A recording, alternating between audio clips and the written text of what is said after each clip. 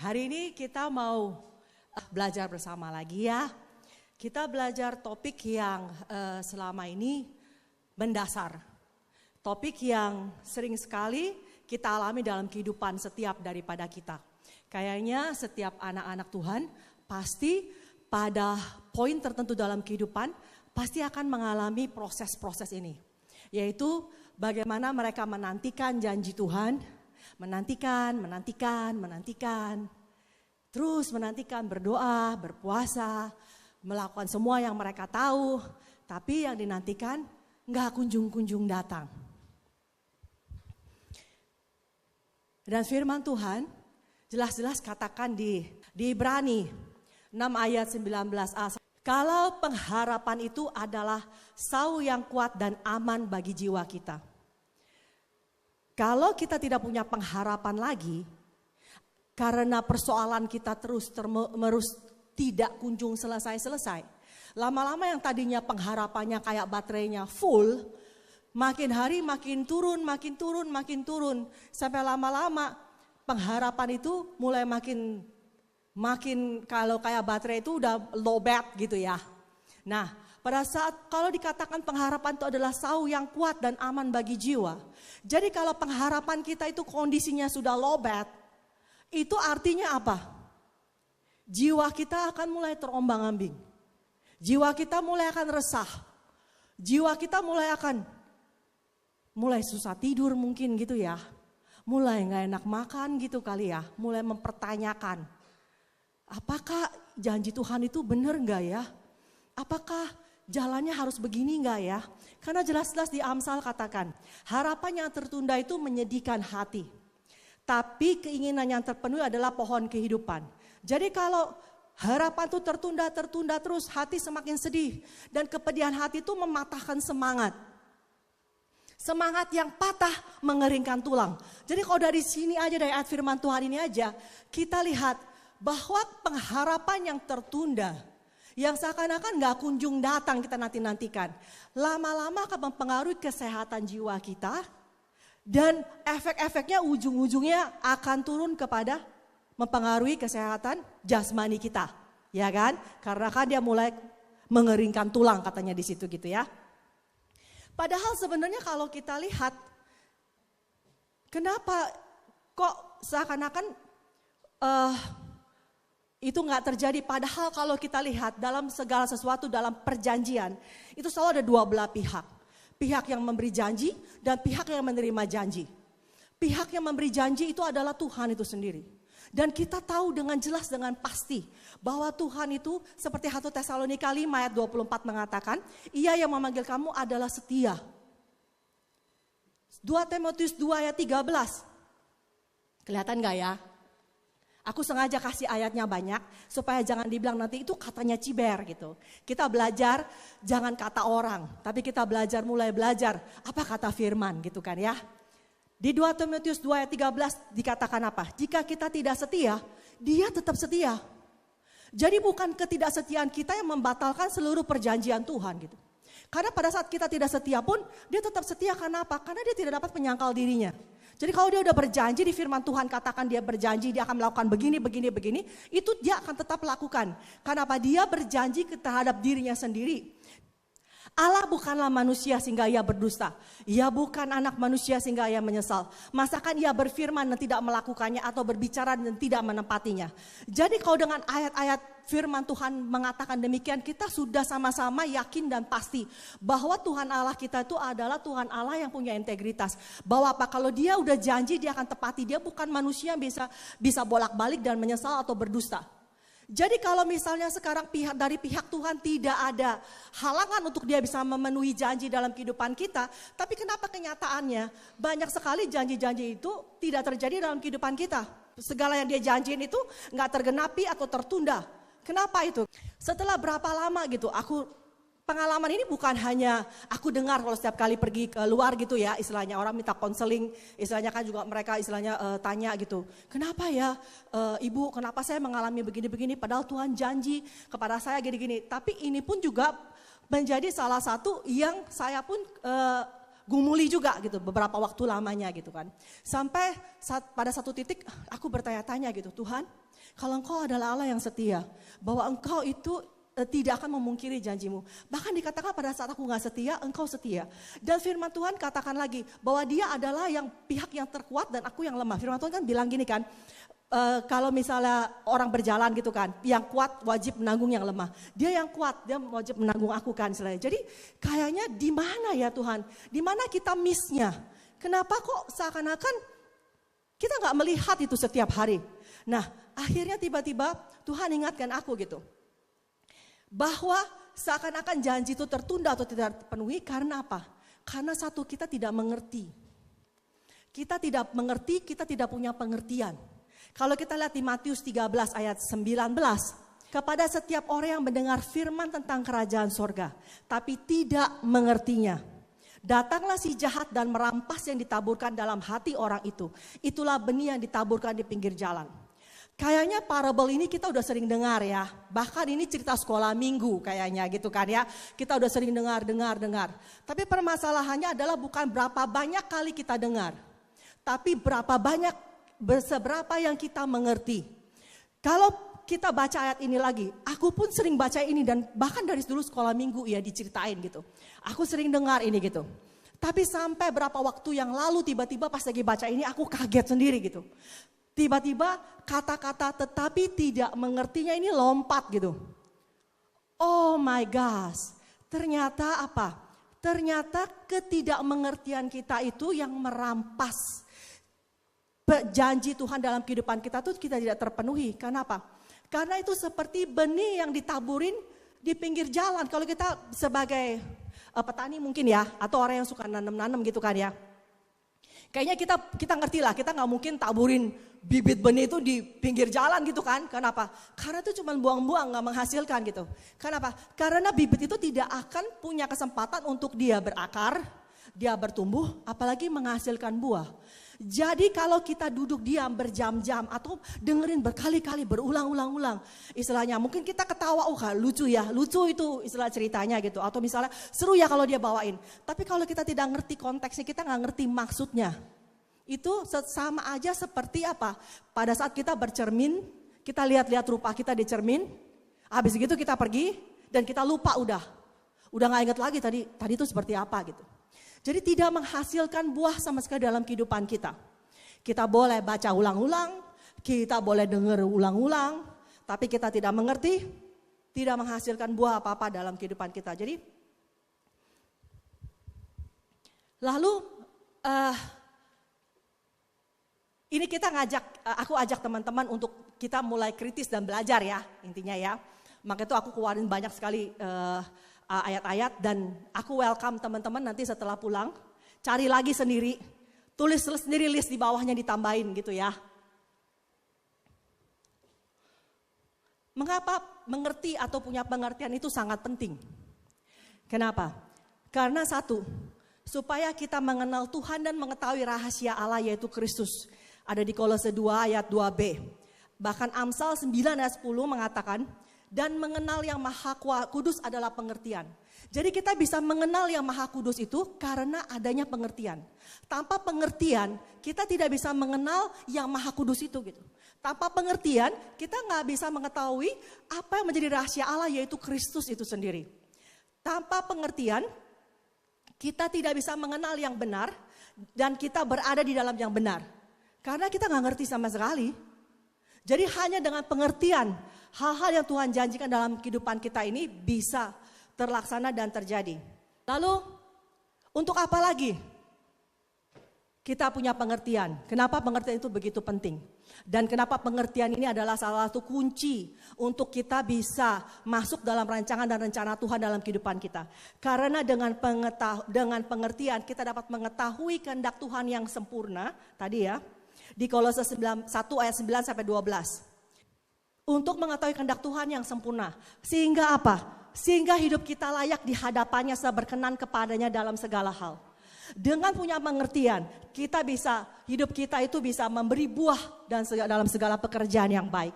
Dengan pengertian, kita dapat bertumbuh dalam pengetahuan yang benar tentang Allah. Dengan pengertian, kita dapat dikuatkan dengan segala kekuatan, dengan kuasa kemuliaannya untuk menanggung segala sesuatu dengan tekun dan sabar. Tanpa pengertian, kita nggak bisa menanggung segala sesuatu dengan tekun dan sabar. Mungkin kita grundel, mungkin kita putus asa, ya kan? Coba misalnya seperti kayak Paulus gitu.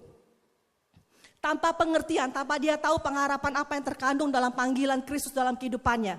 Mungkin pada saat Agabus datang dan kasih ambil ikat pinggang dia terus diikat gitu. Seperti ini yang punya ikat pinggang akan diikat dan dibawa. Istilahnya akan ditangkap. Mungkin dia langsung gemeteran gitu kan kali ya.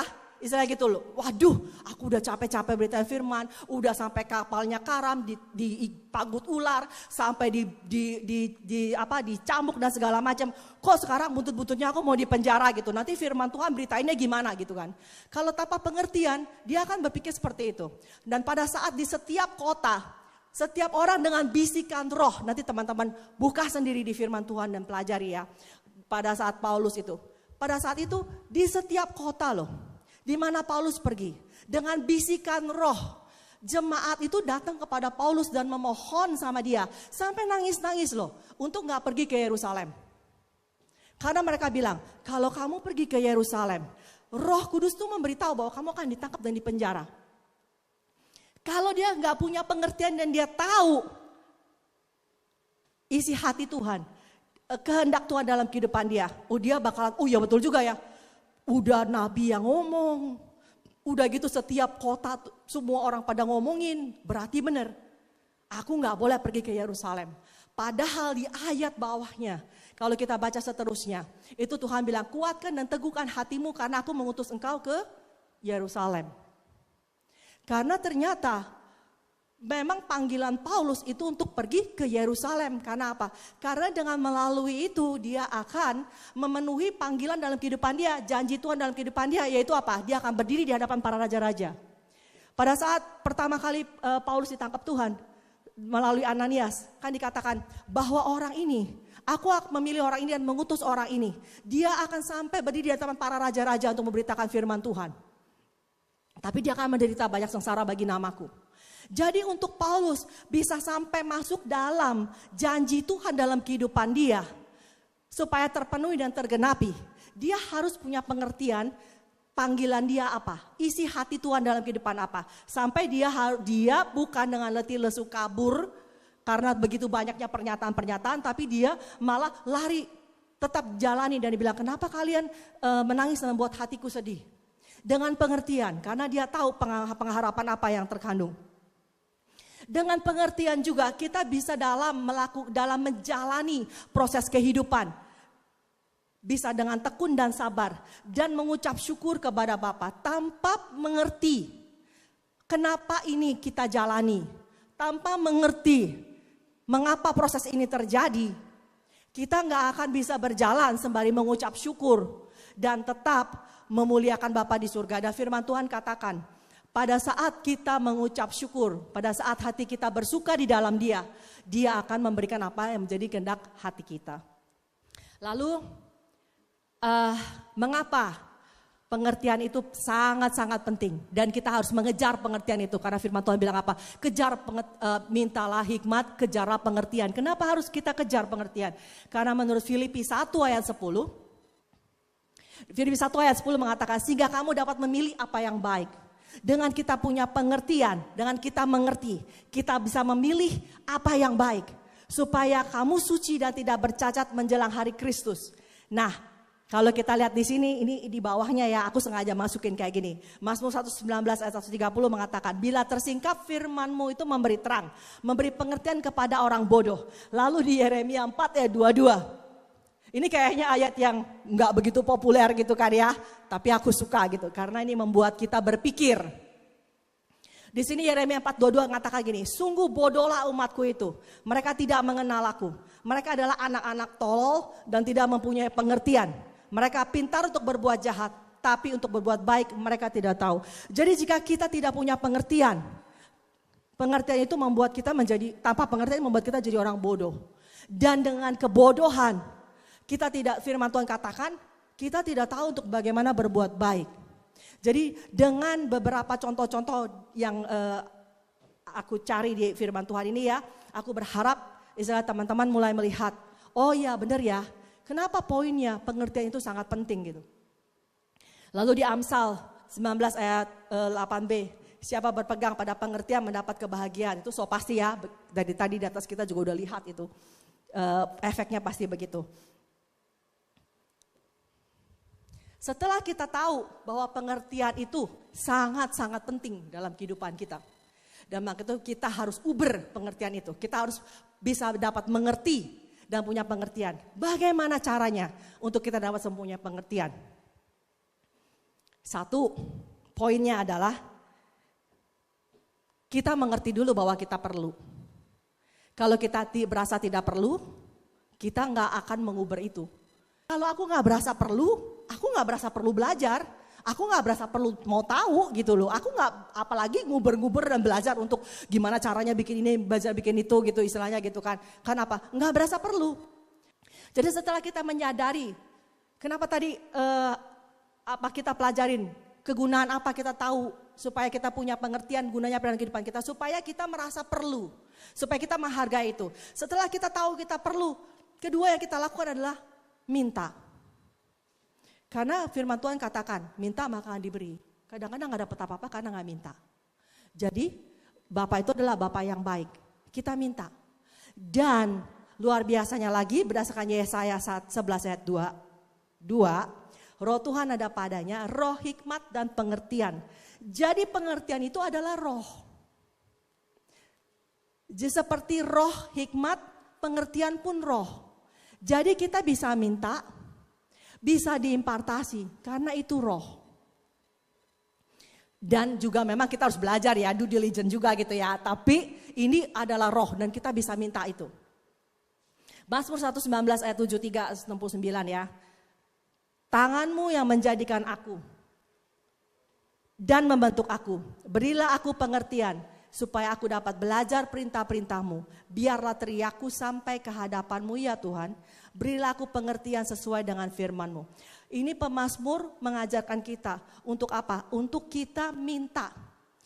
Berteriak sama Tuhan, kita minta sama Dia. Supaya Tuhan memberikan pada kita pengertian.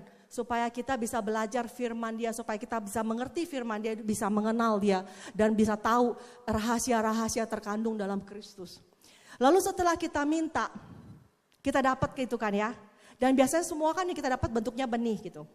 Dan begitu kita harus punya satu hal kepercayaan bahwa Dia adalah Bapa yang baik. Pada saat kita minta Dia berikan. Dan yang Dia berikan kalau kita mintanya hikmat, kita minta pengertian, Dia akan kasih hikmat dan kasih pengertian. Karena firman Tuhan katakan kalau kita minta ikan kita gak dikasih ular. Jadi kita percaya bahwa Dia Bapa yang baik, kita minta pengertian, Dia akan kasih pengertian.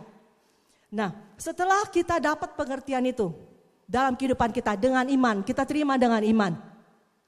Lalu yang kita lakukan apa? Cari dan kejar.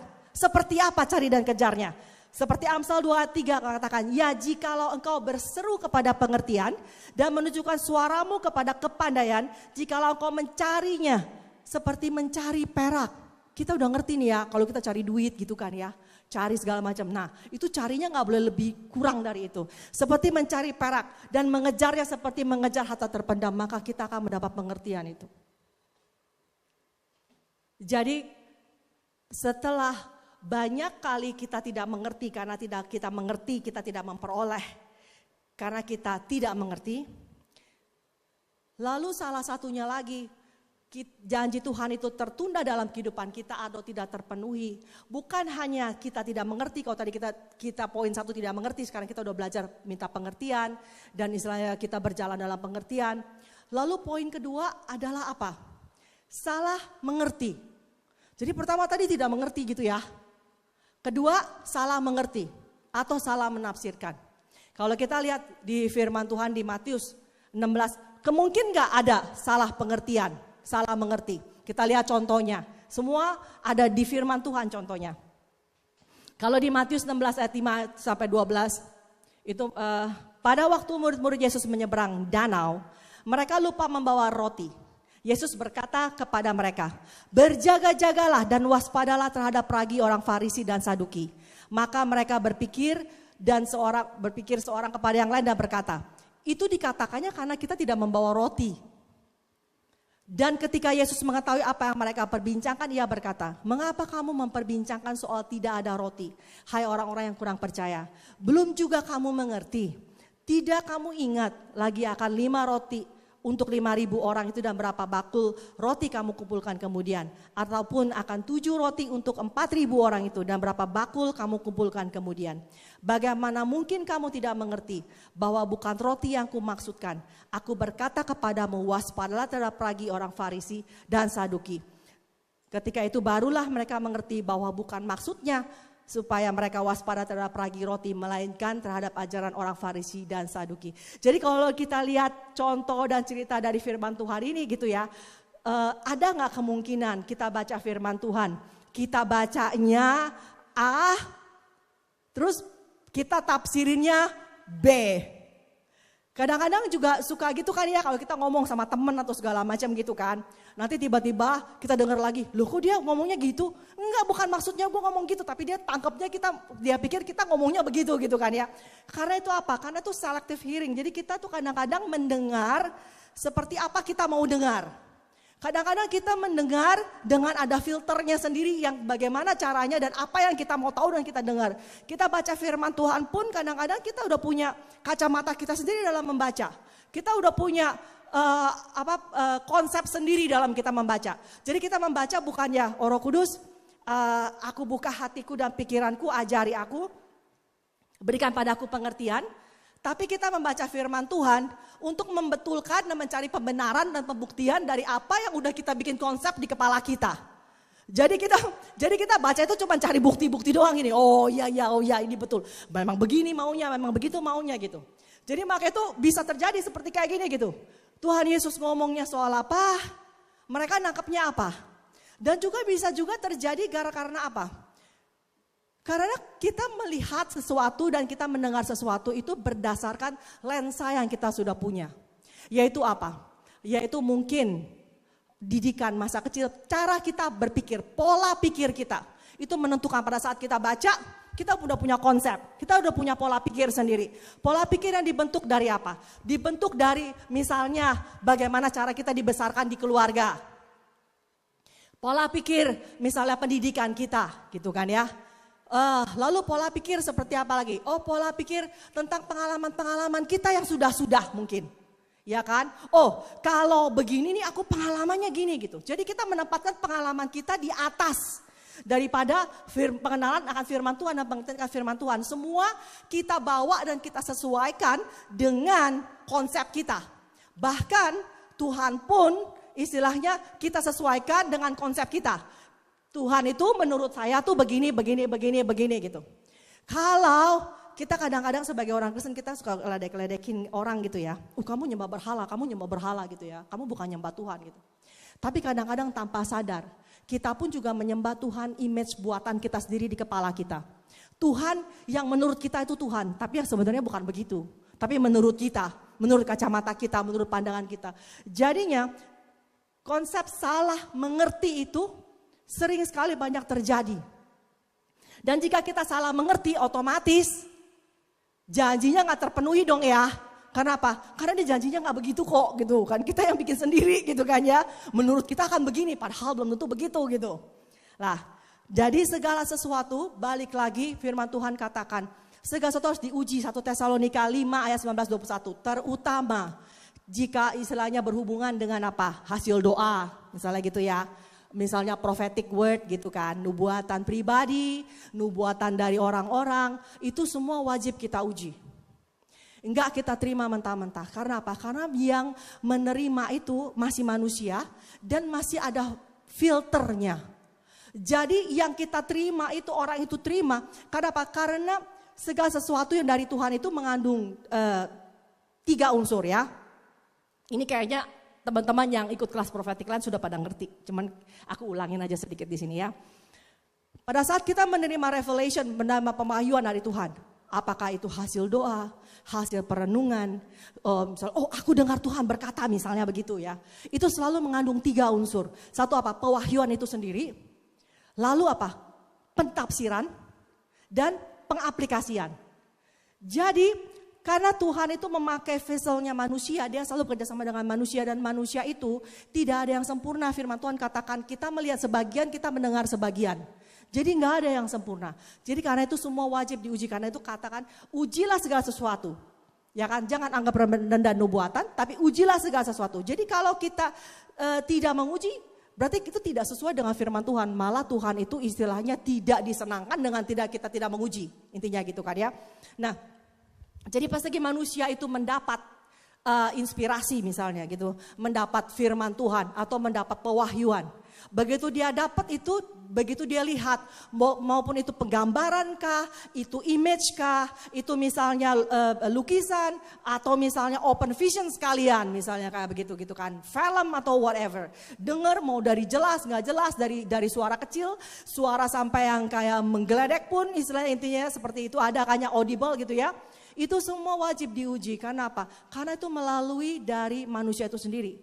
Kayak misalnya begitu aku melihat gitu ya, begitu aku melihat sesuatu, pasti kan Tuhan itu kan berbicara dengan bahasa yang kadang-kadang aku mengerti, atau kadang-kadang berbicara dengan bahasa yang orang itu mengerti. Jadi contohnya gini, kalau buat aku, setiap kali aku melihat elang, burung elang, itu menggambarkan pasti karunia nabi dan nabi. Karena itu cara dia berkomunikasi sama aku. Dia selalu berbicara sama aku, melambangkan aku itu Raja Wali, dan kalau Raja Walinya kenapa atau gimana, selalu pakainya Raja Wali. Jadi kalau aku lihat Raja Wali, pasti pikiran aku nabi gitu intinya gitu kan. Atau karunia kenabian. Dan ada lagi teman aku ternyata, dia itu istilahnya begitu saat dia ngelihat Raja Wali, buat dia itu bukan lambang itu. Kenapa? Buat dia itu intimacy. Loh, kenapa intimacy gitu? Karena dia bilang setiap kali dia jalan melewati suatu tempat tertentu katanya, pas lagi dia jalan sendirian, dia lihat ada sarang, ada burung Raja Wali di sana dan berasa kayak ditemenin. Jadi dia berasanya Raja Wali itu buat dia lambangnya intimacy. Nah, apa jadinya kalau aku melihat gitu dan aku menginterpretasikan sama dia sesuai dengan apa yang aku mau gitu intinya kan? Nggak sesuai dengan dia. Jadinya banyak kali terjadi kekacauan gara-gara salah interpretasi. Kalau udah salah interpretasi pasti salah juga dalam aplikasi gitu ya. Kita lihat di sini. Kenapa kita harus menguji pengertian yang kita dapat? Enggak langsung kita terima. Karena di Filipi 1 ayat 9-11 itu mengatakan, ya, kita bisa salah mengerti karena ada bermacam-macam pengertian. Filipi 1 ayat 9-11. Dan inilah doaku, semoga kasihmu makin melimpah dan pengetahuan yang benar dan dalam segala macam pengertian. Jadi pengertian itu ada macam-macam. Sehingga kamu dapat memilih apa yang baik supaya kamu suci dan tidak bercacat menjelang hari Kristus. Penuh dengan buah kebenaran yang dikerjakan oleh Yesus Kristus untuk memuliakan dan memuji Allah. Nah, pengertian itu ada berapa macam? Macam-macam pengertian itu satu, pengertian yang berasal dari diri sendiri. Kenapa? Karena itu kenapa selalu wajib diuji? Karena pengertian pun kadang-kadang timbul dari diri kita sendiri. Seperti tadi yang udah kita bahas ya, Amsal 3:5, jangan bersandar pada pengertianmu. Kenapa? Pengertian itu bisa berdasarkan dari lensa kacamata terbentuk dari lingkungan kita, keluarga, budaya, pendidikan, masa lalu. Itu membentuk filter di mana kita itu mempunyai pengertian sendiri. Oh begini caranya, oh begitu caranya. Lalu ada pengertian yang gelap dan tidak benar. Firman Tuhan katakan di Roma 10 ayat 2. Sebab aku dapat memberi kesaksian tentang mereka. Bahwa mereka sungguh-sungguh giat untuk Allah. Tapi tanpa pengertian yang benar. Jadi bisa enggak kita sungguh-sungguh giat dengan Allah. Tapi tanpa pengertian yang benar. Firman katakan bisa loh. Jadi sedih sekali gitu. Kalau kita lihat contohnya ya di Alkitab ya. Zaman yang lalu ya. Pas lagi Yesus 3,5 tahun datang melayani di bumi. Itu mereka menantikan Yesus dari zaman kapan gitu kan ya. Menantikan Yesus. Tapi pada saat Yesus datang ke bumi, actually datang ke bumi, 3,5 tahun, mereka miss. Mereka gak bisa menikmati kehadiran Yesus atau istilahnya mengenali Yesus pas lagi datang. Padahal itu yang mereka nantikan. Dan mereka nantiin sampai sekarang. Kenapa? Karena mereka itu mempunyai salah pengertian. Tanpa pengertian yang benar. Nanti kalau kalian teman-teman punya waktu, baca di Efesus 4 ayat 18 sampai 31. Pengertian yang gelap itu seperti apa sebenarnya. Jadi nanti dari situ, nanti begitu kita berjalan kita tahu, oh ini pengertian yang gak benar gitu. Bukan dari Tuhan gitu. Ciri-cirinya ada, disebutin segitu. Dan yang terakhir adalah pengertian dari Roh Kudus. Kita yang harus berjalan dengan pengertian dari Roh Kudus. Efesus 4 ayat 18 sampai 31. Dan pengertiannya yang gelap, jauh dari persekutuan dengan Allah. Pengertian bisa gelap kenapa? Karena jauh dari persekutuan dengan Allah. Jadi pengertiannya gelap karena kebodohannya yang ada dalam mereka dan karena kedegilan hati mereka. Ini membuat pengertiannya jadi gelap. Perasaan mereka telah tumpul sehingga mereka menyerahkan diri kepada hawa nafsu dan mengerjakan dengan serakah segala kecemaran. Tetapi kamu bukan demikian, kamu telah belajar mengenai Kristus. 21. Karena kamu telah mendengar tentang dia dan menerima pengajaran di dalam dia menurut kebenaran yang nyata dalam Yesus. Yaitu bahwa kamu berhubung dengan kehidupan kamu yang dahulu harus menanggalkan manusia lama yang menemui kebinasaannya oleh nafsunya menyesatkan. Jadinya pengertian-pengertian yang gelap itu membawa kita menuju kepada kebinasaan kalau kita terusin arahnya. Supaya kamu diperbaharui dalam roh dan pikiranmu. Dan mengenakan manusia baru yang telah diciptakan menurut kehendak Allah di dalam kebenaran dan kekudusan sesungguhnya. Karena itu buanglah dusta dan berkatalah benar kepada yang lain karena kita adalah sesama anggota. Jadi salah satu daripada karakteristik pengertian yang gelap itu salah satunya ada dusta gitu kan ya. Apabila kamu menjadi marah, janganlah kamu berbuat dosa dan janganlah memberi kesempatan kepada iblis. Orang yang mencuri janganlah yang mencuri lagi, tapi baliknya bekerja keras dan melakukan pekerjaan yang baik dengan tangannya sendiri supaya ia dapat membagikan sesuatu kepada orang yang berkekurangan. Janganlah ada perkataan kotor keluar dari mulutmu, tapi pakailah perkataan yang baik untuk membangun di mana perlu supaya mereka yang mendengarnya beroleh kasih karunia. 30, dan janganlah kamu mendukakan Roh Kudus Allah. Naikin. Ya. Yang telah mempercayakan kamu menjelang hari penyelamatan.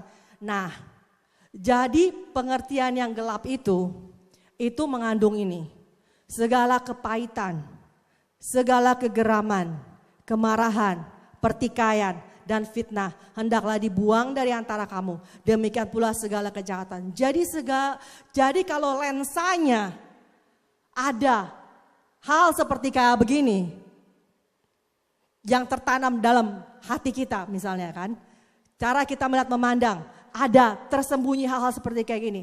Pengertian yang kita dapat itu pasti hasilnya jadi pengertian yang gelap. Karena apa? Karena tercampur dari ini.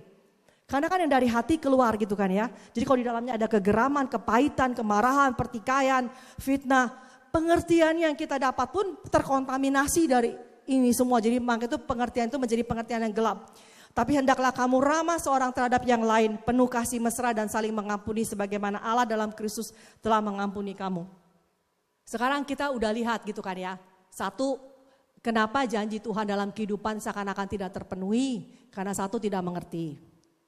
Lalu setelah kita ngejar pengertian, kita belajar dan kita cari tahu firman Tuhan, kita nggak pakai kacamata lensa yang salah, intinya gitu kan ya. Setelah kita mengerti gitu, kita belajari lagi, ada nggak salah pengertian yang gara-gara parsial, yang kita mau apa yang kita dengar. Kita buka hati kita dengan lembut, kita terima pengajaran firman Tuhan dengan lemah lembut. Setelah kita melakukan seperti kayak gitu, kita uji segala sesuatu yang kita dapat, yang kita dengar, yang kita lihat, sesuai nggak dengan firman Tuhan. Kita bawa, kita tes semuanya. Kita tes, kita bawa kemana? Kita bawa ke leader kita kadang-kadang kalau misalnya kita butuh pertolongan ya. Kita bawa ke orang-orang yang kita kasih. Istilahnya kita uji dengan firman Tuhan yang lain. Kenapa? Karena firman Tuhan itu tidak akan kontradik dengan satu sama lain gitu kan ya. Nah, setelah kita mengerti dan kita tidak salah mengerti. Lalu hal apa lagi yang bisa membuat seakan-akan janji Tuhan dalam kehidupan kita tuh tertunda atau tidak terpenuhi. Yaitu kalau apa? Kalau kita tidak mengenal hati dan karakter Tuhan. Pada saat kita tidak mengenal hati dan karakter Tuhan, kadang-kadang kita salah menilai segala sesuatu. Kita salah menafsirkan. Kita lihat contohnya ya, kita lihat contoh yang banyak kasusnya di Alkitab yaitu apa? Musa. Di sini kita sama-sama tahu teman-teman bahwa Musa dibilang sahabat Allah, bahwa Musa itu mengenal hati Allah. Apa buktinya dia mengenal hati Allah? Kita lihat ya. Musa waktu itu Tuhan itu pada saat kita berjalan di Israel itu ada waktunya Tuhan tuh sangat marah sekali sama Israel. Lalu di Ulangan 9 ayat 13-14. Lagi Tuhan berfirman kepadaku, telah kulihat bangsa ini dan sesungguhnya mereka adalah bangsa yang tegar tengkuk. Biarkanlah aku, maka aku akan memusnahkan mereka dan menghapuskan nama mereka dari kolong langit. Tapi daripadamu akan kubuat suatu bangsa yang lebih berkuasa dan lebih banyak daripada bangsa ini. Ini kalau zaman sekarang orang dapat ayat begini happy banget gitu kali ya. Langsung wow, atau di gereja gitu ya. Istilahnya gitu, keluar dari gereja situ, aku akan membuat engkau jadi misalnya gereja lebih besar dan segala macam dan bla bla bla misalnya gitu kan, langsung kabur atau gimana gitu ya. Nah, tapi kita kalau lihat lagi di Keluaran 32 ayat 14, menyesalah Tuhan karena malapetaka yang dirancangkannya atas umatnya. Ini katanya seakan-akan kayak kontradik ya. Padahal tadi dibilang Tuhan tuh gak pernah menyesal kan ya. Tapi di sini dibilang, menyesalah Tuhan karena malapetaka yang dirancangkan atas umatnya. Kenapa ini gitu? Aku sempat bertanya-tanya, Tuhan kok dibilang katanya Tuhan tuh gak pernah menyesal. Di sini dibilang Tuhan menyesal. Jadi mana yang benar? Gitu kan ya. Terus ini jawabannya apa gitu kan. Sampai istilahnya waktu itu pernah aku ingat waktu saat itu berapa tahun yang lalu gitu. Itu saat itu aku masih sekolah gitu ya. Pas lagi di kamar mandi gitu, musim dingin tuh kalau nggak salah, kucuk ke kamar mandi gitu dengan kedinginan gitu. Tiba-tiba di tengah jalan, pas di tengah kamar mandi, tiba-tiba aku dengar begini, Tuhan bilang gini sama aku, Musa itu suku apa ya gitu. Terus aku diam, maksudnya apa nanya begitu? Terus aku bilang kenapa? Coba Musa itu suku apa? Terus aku, Musa suku apa ya? Enggak kepikiran Musa suku apa ya. Aku lari keluar. Tanya ke roommate gitu ya. Lu tahu nggak Musa tuh suku apa sih gitu. Aku tanya ke itu mentor aku kan tinggal bareng-bareng satu rumah. Dia landlordnya gitu kan. Aku tanya, Mam, Musa tuh suku apa sih? Kok aku nggak ingat sama sekali. Terus dia bilang gini, Musa itu kan saudaranya Harun ya katanya gitu. Itu berarti suku Lewi. Oh suku Lewi ya. Terus begitu aku masuk lagi ke kamar. Mereka tanya kenapa? Aku bilang enggak ada apa-apa, cuma pengen tahu aja. Terus aku masuk ke kamar, terus aku jawabin gini, suku Lewi Tuhan, suku Lewi Musa itu. Karena dia saudaranya Harun gitu. Terus abis gitu Tuhan jawabin aku begini, lalu Yesus dari suku apa? Yesus suku Yehuda, itu udah pasti aku tahu Yesus dari suku Yehuda. Terus gitu, lalu maksudnya apa? Aku tanya lagi kan, aku gak ngerti sepotong-sepotong gitu kan.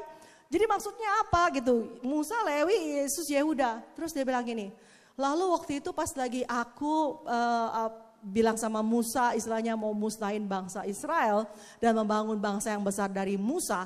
Dan abis gitu dia direbuke dan dia bertobat, itu kira-kira gimana katanya gitu.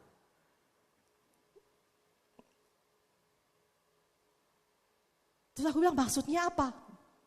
Terus dia bilang, bukankah waktu itu istilahnya dikatakan bahwa Yesus dari keturunan Yehuda dan pada saat Yakub itu memberkati anak-anaknya, pas lagi 12 suku itu, pas dia memberkati Yehuda dia bilang apa?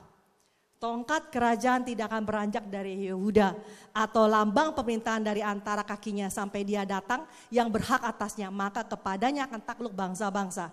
Lalu kalau buka lagi silsilahnya Yesus di Lukas 3:28 itu udah jelas bahwa Yesus itu memang dari keturunan Yehuda. Terus lalu dikatakan lagi ya 1 Petrus 1 ayat 20 bahwa apa Yesus itu keselamatan melalui Yesus itu sudah ditentukan, dipilih sebelum dasar bumi dijadikan. Jadi balik lagi ke pertanyaannya, pas lalu Yesus bilang Tuhan bilang mau musnahin bangsa Israel dan membangun keturunan dari Musa, kira-kira gimana tuh?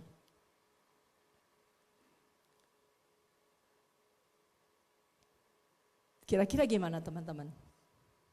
Kira-kira emang benar-benar Tuhan niat begitu apa enggak?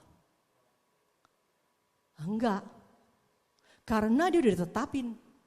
bahwa nubuatannya itu udah terjadi. Bahwa Yesus itu dari Yehuda, bukan dari Lewi. Dan bahkan dari sebelum dasar bumi dijadiin udah ditetapin. Jadi pada saat Tuhan bilang sama Musa, aku akan musnahin aja gitu kan. Dari keturunanmu aja kan buat bangsa yang besar. Sebenarnya Tuhan minat gak?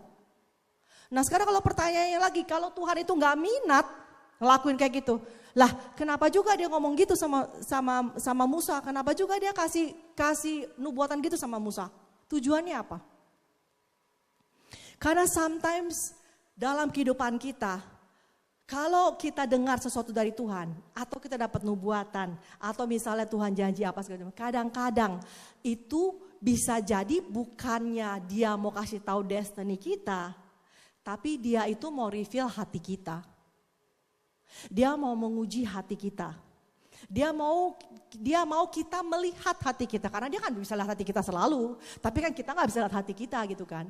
Nah jadi dengan begini istilahnya, Tuhan mau kasih lihat Musa hatinya Musa. Dan Tuhan pun juga mau tahu istilah intinya kan, istilahnya Musa ini istilahnya dipilih sebagai pemimpin Israel, ini tepat gak gitu untuk memimpin bangsa Israel. Jadi belum tentu segala sesuatu yang dikatakan kepada kita atau dinubuatkan kepada kita mutlak, belendak begitu gitu. Maka itu dibilang firman Tuhan bilang apa? Ujilah segala sesuatu. Bisa jadi karena apa? Karena Tuhan mau menguji hati kita. Karena itu segala sesuatu dasarnya adalah kita harus mengenal hati dan karakter dari Tuhan itu. Jadi pada saat kita dapat nubuatan, pada saat kita dapat janji, pada saat seperti itu kita bisa cocok gak ya sama hati dia? Cocok gak sama karakter dia? Cocok gak sama nature-nya dia? Kalau gak cocok, flash. Jangan terima. Kenapa? Karena itu bukan dari Tuhan. Nah, contohnya lagi. Aku senang sekali ini. Yang part ini aku benar-benar senang banget. Karena itu aku cari lagi. Satu lagi yang lucu. Yunus. Kita selalu bilang gini ya, kita selalu ledekin Yunus gitu kan ya. Kita bilang tuh Yunus itu istilahnya lari dari Tuhan. Yunus itu kagak bener, kagak beres. Yunus ini begini, begitu. Tapi pernah gak kepikir sama teman-teman? Yunus itu lari karena dia begitu mengenal hati Tuhan. Maka itu dia lari. Pada saat Tuhan suruh dia ke Niniwe, dia gak mau, dia lari karena dia sebenarnya begitu mengenal hati Tuhan. Alasannya dia lari. Kenapa? Kita lihat ya. Kita lihat di Yunus 3 ayat 10. Ketika Allah melihat perbuatan mereka itu, yakni ini Niniwe ya, yakni bagaimana mereka berbalik dari tingkah lakunya yang jahat, maka menyesallah Allah karena malapetaka yang telah dirancangkannya terhadap mereka dan ia pun tidak jadi melakukannya. Selanjutnya, Yunus 4. Nah, tetapi hal itu sangat mengesalkan hati Yunus, lalu marahlah ia. Kenapa? Dia bilang begini. Dan berdoalah ia kepada Tuhan, katanya, ya Tuhan, bukankah telah kukatakan itu ketika aku masih di negeriku? Itulah sebabnya maka aku dahulu melarikan diri ke Tarsis. Sebab aku tahu bahwa engkaulah Allah yang pengasih dan penyayang, yang panjang sabar dan berlimpah kasih setia, serta yang menyesal karena malapetaka yang hendak didatangkannya. Lucu ya? Selama ini kita pikir Yunus itu istilahnya, oh dia itu istilahnya dia nakal, dia gak kenal Tuhan segala macam gitu kan. Padahal dia lari karena dia mengenal. Dan kenapa dia lari? Karena pada zaman lalu, pada zaman perjanjian lama, konsekuensinya kalau Nabi ngomong gak terjadi, kalau kita lihat itu kan di Ulangan 18 ayat 20 sampai 22. Ada ya. Tetapi seorang nabi yang terlalu berani untuk mengucapkan demi namaku perkataan yang tidak kuperintahkan untuk dikatakan olehnya, atau yang berkata demi nama Allah lain, nabi itu harus mati. Jika sekiranya kamu berkata dalam hatimu, bagaimanakah kami mengetahui perkataan yang tidak difirmankan Tuhan? Yaitu dengan apa? Apabila seorang nabi berkata dalam nama Tuhan dan perkataan tidak terjadi dan tidak sampai, maka itulah perkataan yang tidak difirmankan Tuhan. Dengan terlalu berani nabi itu telah mengatakan, maka janganlah gentar kepadanya. Jadi zaman dulu tuh nabi itu berat sekali loh. Begitu dia kalau ngomong sesuatu gak terjadi, mati. Beruntunglah nabi-nabi zaman perjanjian baru ya. Zaman perjanjian lama gak terjadi, matilah dia gitu. Nah Yunus ini begitu mengenal hati Tuhan, dia tahu nih tadi ngomong sama Niniwe kan, akan terjadi begini. Dia tahu nih habis ini Tuhan pasti nyesel. Dan gak terjadi, matilah dia nanti kan, maka itu dia lari. Ya kan? Jadi Yunus lari itu karena apa? Karena dia begitu mengenal hati Tuhan. Jadi ayo mari kita belajar. Kita mengenal hati Tuhan.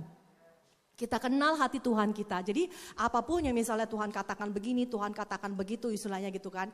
Kita bisa tahu gitu kan, kita bisa uji. Ah ini nonsens, ini bukan Tuhan yang ngomong. Oh ini Tuhan yang ngomong, intinya begitu. Aku ada pribadi, istilahnya kesaksian pribadi aku sendiri. Ada masanya lalu aku itu dipercayain mandorin rumah. Dan satu rumah itu istilahnya di bawah aku pengawasannya. Nah tapi dalam satu masa tertentu aku tiba-tiba sakit waktu itu. Dan sakit itu sampai parah sekali, sampai turun langsung berapa belas kilo, terus hampir mati waktu itu. Napas juga hampir gak bisa napas, kalau napas tuh cuma separuh doang sampai di sini doang gitu intinya gitu kan. Tapi aku tetap bandel. Setelah udah gak kenapa-napa, udah bisa bangun dari ranjang, aku pergi lagi ke proyek gitu kan, karena aku seneng. Jadi aku tuh pergi ke proyek bisa dari pagi sampai sore. Padahal di proyek itu ya, yang namanya pasang gypsum, potong marmer, itu di situ semua. Dan itu kalau potong marmer ya, debu marmer itu ya, itu lebih lengket daripada pedak. Dicuci muka masih putih lagi, dicuci muka masih putih lagi. Gak hilang-hilang itu, harus dikerok-kerok itu gitu, baru saya bilang kulit aku tuh udah sampai dari ujung kaki sampai ujung kepala rasanya kayak budukan semua gitu kan. Gatel, digaruk-garuk-garuk gitu. Tapi aku senang sekali ke proyek gitu, dari pagi sampai sore. Sampai suatu hari tiba-tiba ada yang berdoa dan dapat begini gitu. Gak boleh masuk dalam rumah itu. Gak boleh masuk dalam proyek itu. Gak boleh pegang, pegangnya dari luar, gak boleh masuk ke dalam. Dan sebagian yang dengar bilang begini, lu salah apa sama Tuhan? Sampai lu diomelin kayak gitu, dimarahin, dibilang lu kagak boleh, gak pantas masuk dan gak layak masuk di dalam situ katanya gitu. Tapi saat itu intinya, aku cuman diem dan aku bilang Tuhan terima kasih gitu. Karena aku tahu engkau sayang aku dan engkau jaga aku, walaupun aku gak tahu jagainnya bagaimana gitu kan. Aku gak tahu istilahnya ini kenapa gitu. Tapi satu hal yang aku tahu bahwa engkau tuh Bapa yang baik dan engkau sayang sama aku. Udah apapun yang kau pikirin dan rancangin itu pasti untuk kebaikan aku. Walaupun saat ini aku gak tahu baiknya di mana gitu. Dan aku rasanya kayaknya kalau dipikir-pikir pakai kepala gak ada baiknya. Tapi aku percaya karena engkau Bapa yang baik, sifat naturalmu begitu. Ya sudah aku percaya. Dan aku honor apa yang Tuhan ngomong. Aku gak masuk. Jadi selalu ngurusin dari luar gitu intinya gitu kan. Sampai pada suatu hari Tuhan kirim aku pergi ke Reading ya waktu itu ya, dan mulai belajar gitu. Nah di situ itu saat itu tuh sekolah healing school, Randy Clark. Nah sebelum sampai di sana Tuhan itu udah mulai ngajarin sama aku bahwa dia dan aku satu gitu, oneness kata dia bilang gitu. Dia selalu ngajarin aku, coba lihat pohon dari bawah sampai ke atas, ada gak celahnya? Aku bilang gak ada, yang ada berarti yang ada di bawah sampai semua ke ujung-ujung ke batang-batang. Dan Tuhan bilang ini artinya engkau dan aku adalah satu, apa yang ada padaku sampai ke kamu semuanya gitu. Terus dia mulai bilang lagi sama aku gini, coba kamu pikirin tabut perjanjian katanya, tabut perjanjian itu kan dari kayu. Aku bilang iya, isinya cuma lo batu sama itu doang, sama tongkat Harun yang jadi berbunga itu kan. Terus aku bilang iya. Nah banda begitu aja istilahnya, aku jagai dengan begitu jealousnya. Sampai pada saat siapa tuh usia mau sentuh aja itu disamber sama Tuhan gitu kan ya. Pada saat direbut sama Filistin aja itu Dagon sampai rebah. Nyembah itu kan, sampai semuanya borok dan akhirnya begitu pulang itu sapi atau apa tuh ya bisa pulang sendiri kan gitu ya gitu. Itu cuman dari kayu loh, cuman tabut. Terus dia bilang gini, bukankah engkau lebih berharga daripada itu? Bukankah tubuhmu itu tempat di mana aku tinggal? Dan bukan hanya lo batu tapi aku sendiri yang tinggal. Terus dia bilang gini, di mana ada aku, di situ ada hadiratku. Kalau tongkat Harun aja, yang gara-gara cuman ada ditaruh di tempat yang ada hadirat aku bisa bertunas dan berbunga lagi, apalagi engkau. Aku bilang, oh iya betul juga ya gitu. Terus dia suruh aku setiap hari meditasiin. Maksudnya aku sering share ini gitu kan kepada teman-teman. Aku setiap hari suruh meditasiin, suruh melihat. Dia suruh aku melihat dan membayangkan bahwa dia yang tinggal dalam aku, kehidupan dia, seluruh kekuatan dia, seluruh yang dia punyai ada sama aku, dan semua itu mengalir ke seluruh sel-sel aku, semua itu mengalir ke seluruh organ-organ aku. Mana bisa ada yang ngaco di situ? Mana bisa ada kematian di situ kalau ada kehidupan dan sumber kehidupan ada di dalam sana, dan itu memberi kehidupan sampai ke seluruh sel-sel yang paling kecil. Jadi pada saat itu pas aku sakit itu setiap hari aku bayangin kayak gitu. Aku bilang Tuhan thank you gitu. Kalau kau jagain seperti gitu, apalagi aku. Nah sampai akhirnya semakin hari semakin sehat, semakin hari semakin sehat. Yang tadi udah mau mati gitu, semakin hari semakin sehat, semakin hari semakin sehat, terus bisa pergi. Nah begitu pergi di sekolah healing itu, aku lupa tuh sebelum pergi aku udah mulai berani ngetes semuanya gitu kan. Tapi belum dapat hasilnya udah keburu terbang gitu.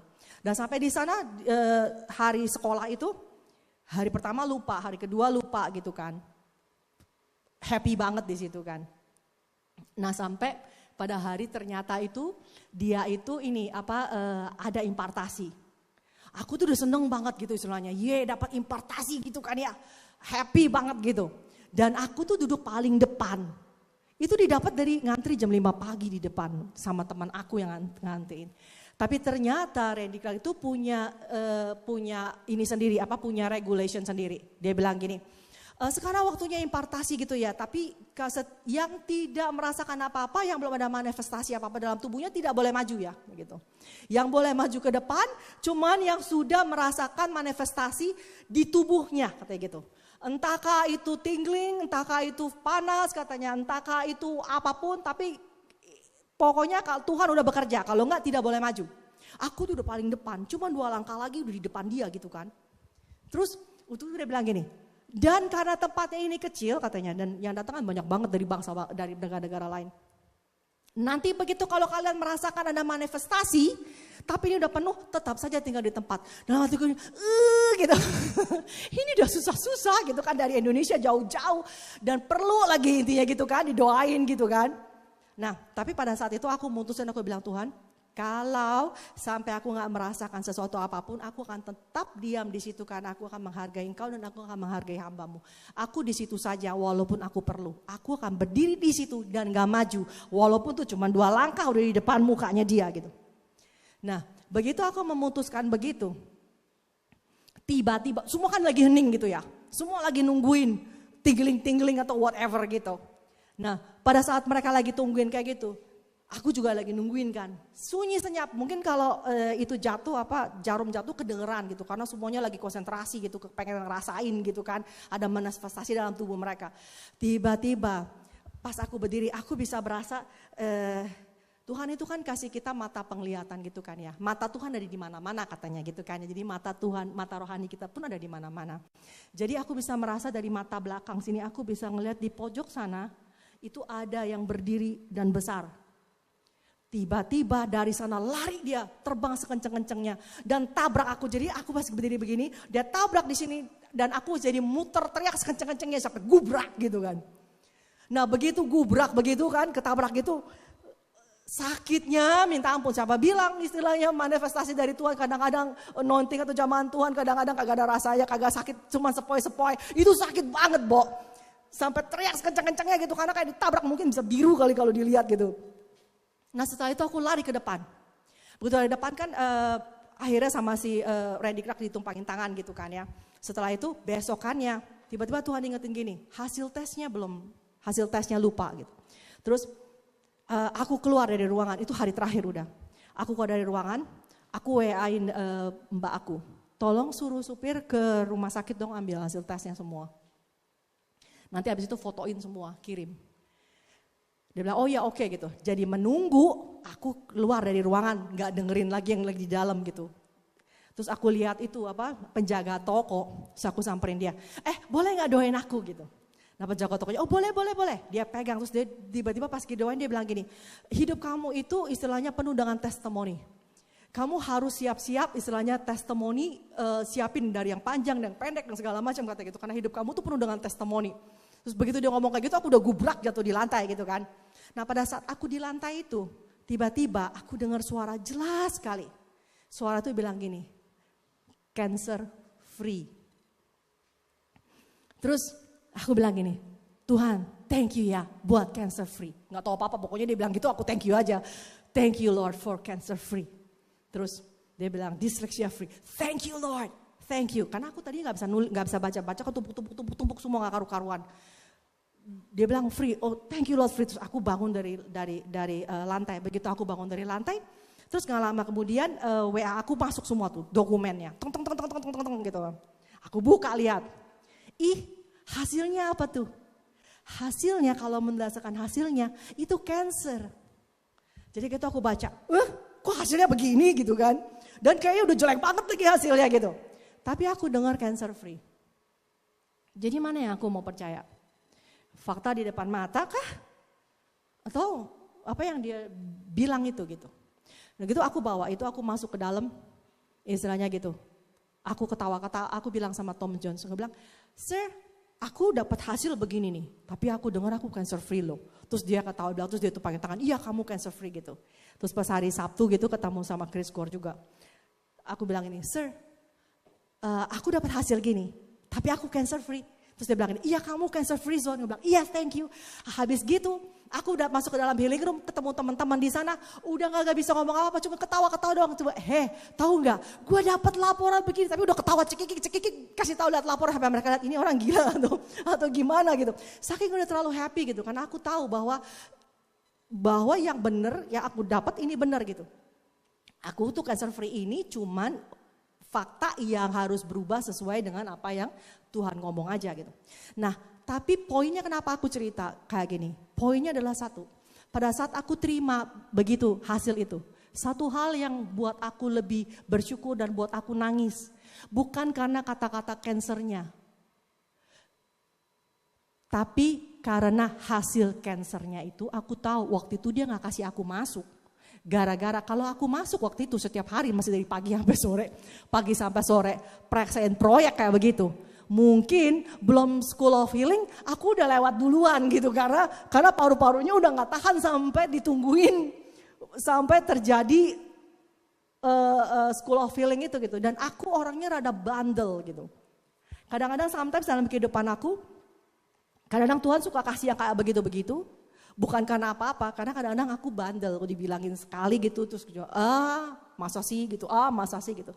Jadi dengan kita tahu istilahnya karakter Tuhan dan hati Tuhan pada saat itu, walaupun saat itu aku belum tahu hasilnya, belum ngerti, nggak dikasih izin masuk gara-gara ini loh, dijagain supaya jangan mati duluan loh gitu intinya gitu kan.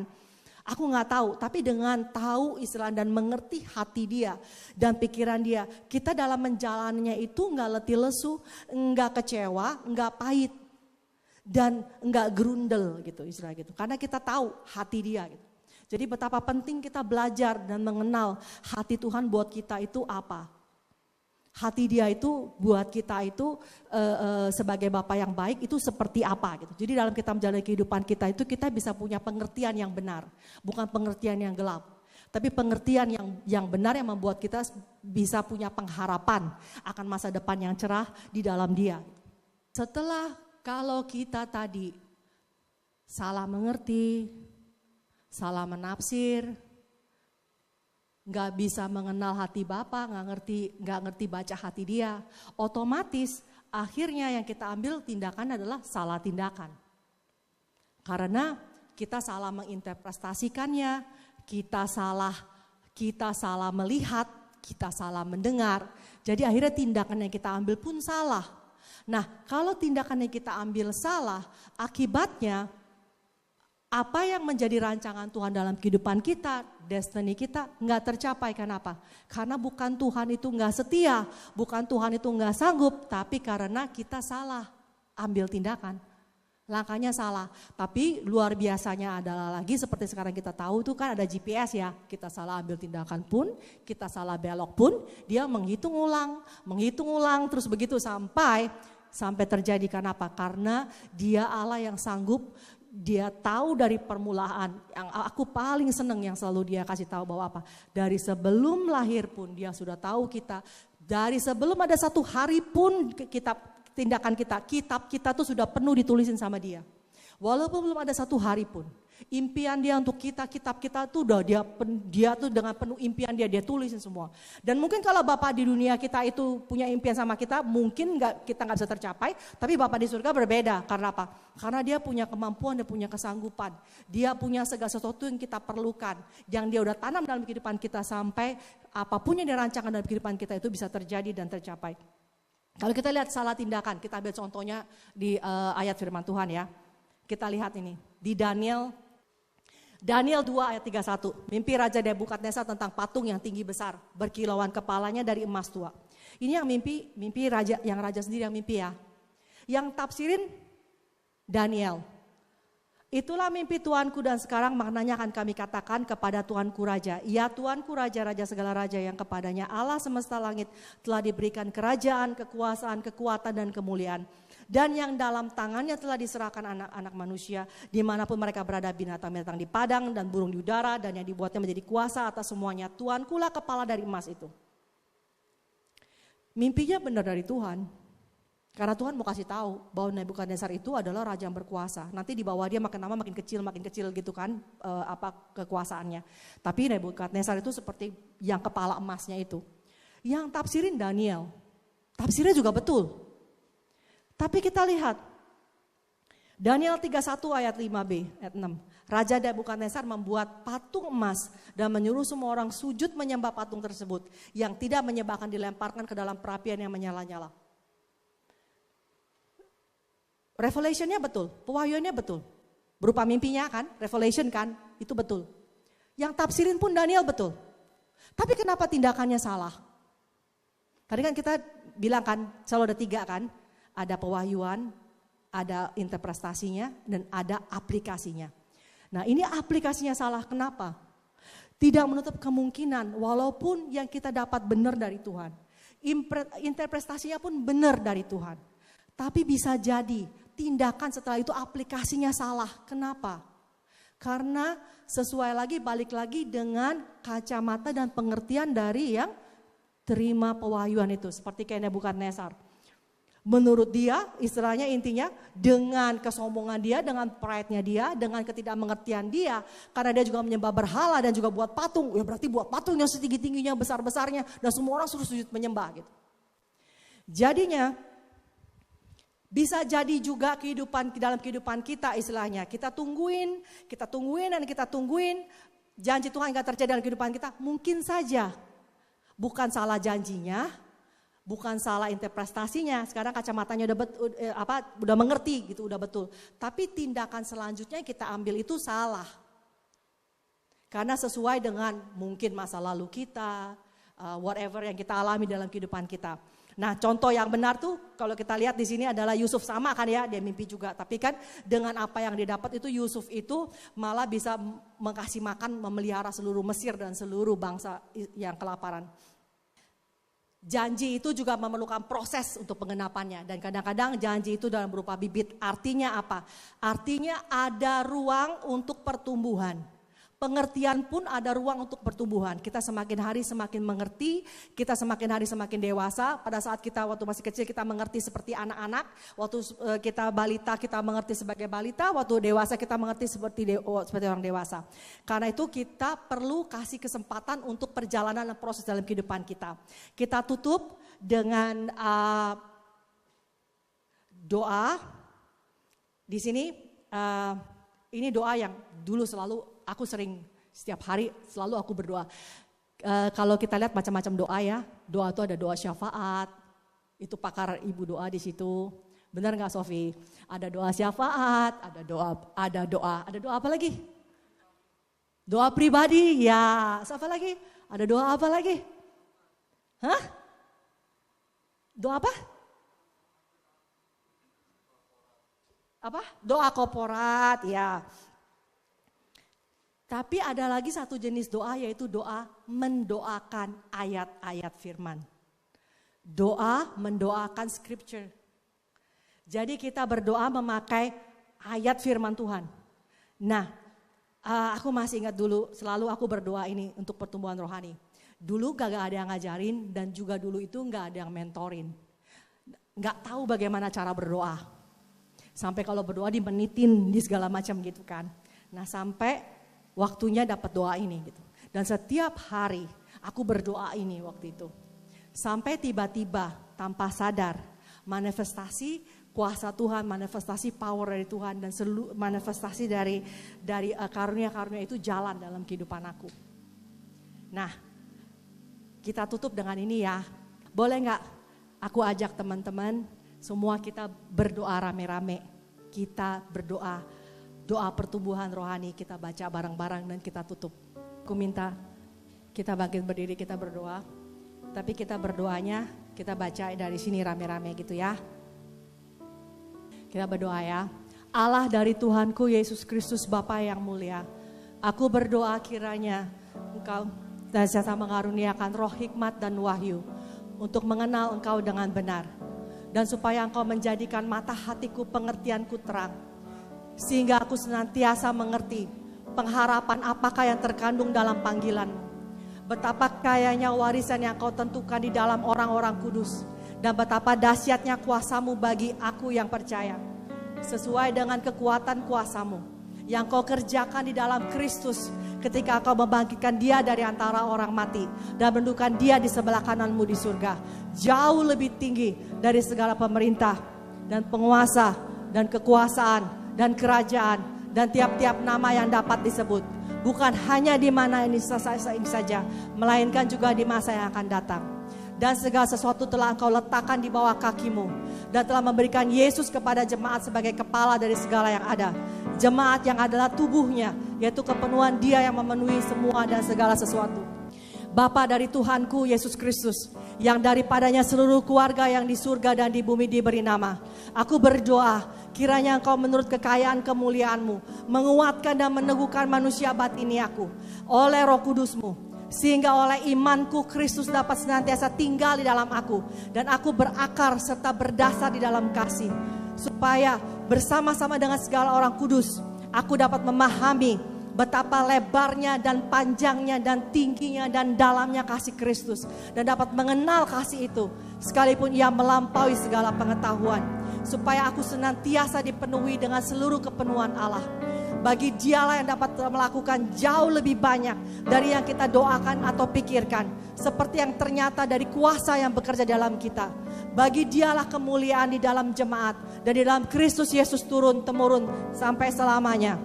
Bapa, aku berdoa supaya kasih-Ku senantiasa makin melimpah dan bertambah-tambah dalam pengetahuan yang benar dan dalam segala macam pengertian, sehingga aku dapat memperoleh apa yang terbaik, supaya aku menjadi murni dan tak bercacat menjelang hari Kristus, penuh dengan buah-buah kebenaran yang dikerjakan oleh Yesus Kristus untuk memuliakan dan memuji Allah.